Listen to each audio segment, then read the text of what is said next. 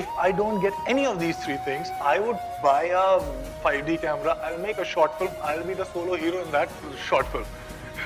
I don't care, it's just the equation that I have with what I do. I just want to act so that there's some relief in between, so that I don't take myself so seriously all the time. That's it.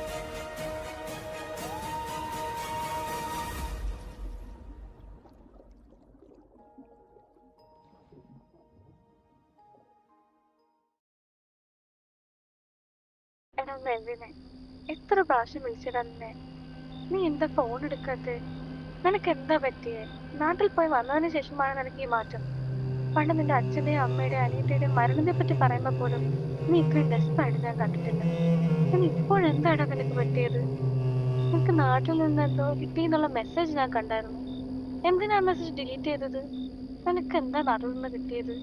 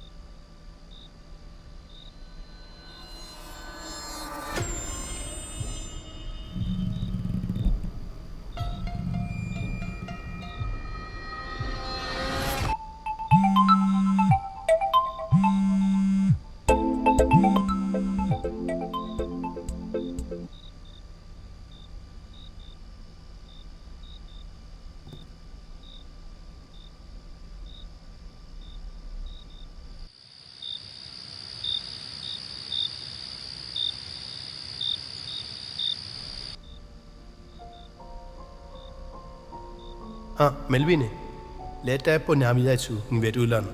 എന്നെ ഉണ്ടോ വിശേഷം? നിന്റെ ചാച്ചനും അമ്മച്ചിയും റേച്ചലും ഒക്കെ മരിച്ചിട്ട് ഇന്നേക്ക് 5 വർഷമായി. നിന്നോട് ഞാൻ വരാൻ പറഞ്ഞത് ജേക്കപ്പച്ച നിന്നെ കയ്യിൽ തന്ന സ്ഥലത്തെ പറ്റി സംസാരിക്കാനാണ്. പക്ഷേ ആ സ്ഥലം എനിക്കിനി വേണ്ടടാ.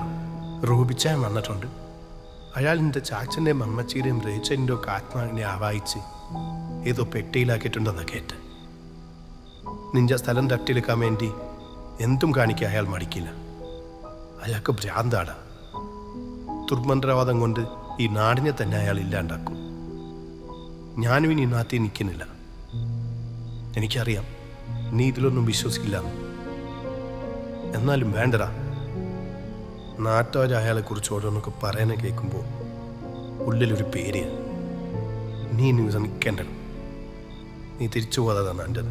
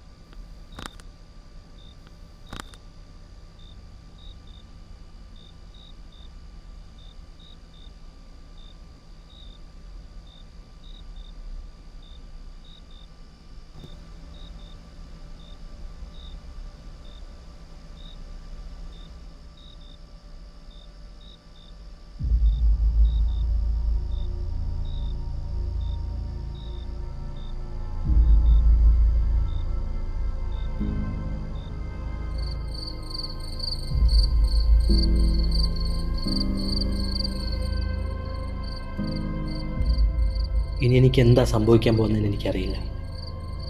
ഒരു പക്ഷേ ഈ പെട്ടി തുറന്നാൽ എനിക്കെൻ്റെ ചാച്ചനെയും അമ്മച്ചിയും റേച്ചലിനെയും ഒക്കെ കാണാൻ പറ്റുമായിരിക്കാം. അല്ലെങ്കിൽ ഇതെൻ്റെ നാശത്തിലേക്കുള്ള വഴിയും. പക്ഷേ ഒന്നറിയാം, എൻ്റെ ചാച്ചൻ എന്നോട് പറഞ്ഞ റൂബിച്ചാൻ്റെ മാന്ത്രിക മോതിരം ഇതാണ് അയാളുടെ ശക്തി. ഈ മാന്ത്രിക മോതിരം എന്നെ സംരക്ഷിച്ചേക്കാം. അല്ലെങ്കിൽ ഞാൻ നശിക്കുന്നതോടൊപ്പം റൂബിച്ചാൻ്റെ നാശത്തിലേക്കും ഇത് വഴി തുറന്നേക്കാം.